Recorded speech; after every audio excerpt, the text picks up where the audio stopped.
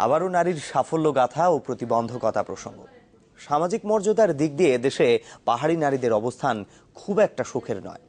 কঠোর শারীরিক পরিশ্রম আর নানা প্রতিকূলতার মধ্য দিয়ে বেঁচে থাকতে হয় তাদের। সেই তুলনায় মেলে না পারিবারিক অথবা সামাজিক স্বীকৃতি, আছে বঞ্চনা।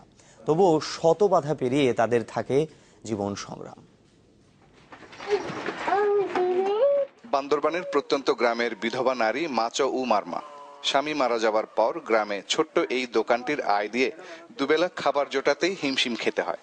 তবু দমে যাননি তিনি, শক্ত হাতে আগলে রেখেছেন 6 সন্তানের সংসার।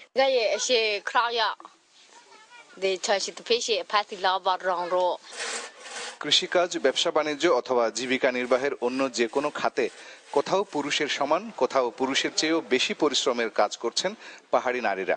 আমি ব্যবসা করি, আমি খুব আনন্দিত। পেশাগত জীবনে শিক্ষিত নারীদেরকেও এগোতে হয় নানা সংকট পেরিয়ে।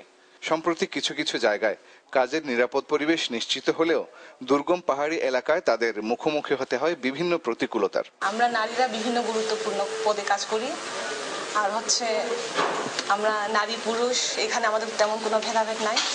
কাজ করতে গিয়ে হয়তো নানা সমস্যা পড়ে, বিশেষ করে যোগাযোগের ব্যবস্থা, যে তা কাজ করতে গিয়ে সন্ধ্যা হয়ে গেলে আর তারা ফিরতে পারে না। পাহাড়ি জনজীবনে নারীদের রয়েছে বঞ্চনা এবং অধিকারহীনতার ইতিহাস। আদিকাল থেকে চলে আসা নানা কুসংস্কারের দায়ও বহন করতে হয় নারীদেরকে।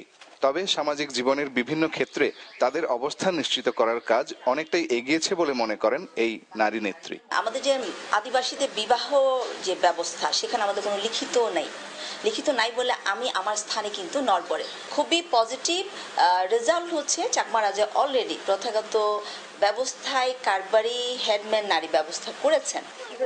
তবে সবকিছুর পরও সংগ্রামের দীর্ঘ পথ পাড়ি দিয়ে এগিয়ে চলেছেন পাহাড়ের নারীরা। ফরিদুল আলম সুমন, চ্যানেল 24, বান্দরবান।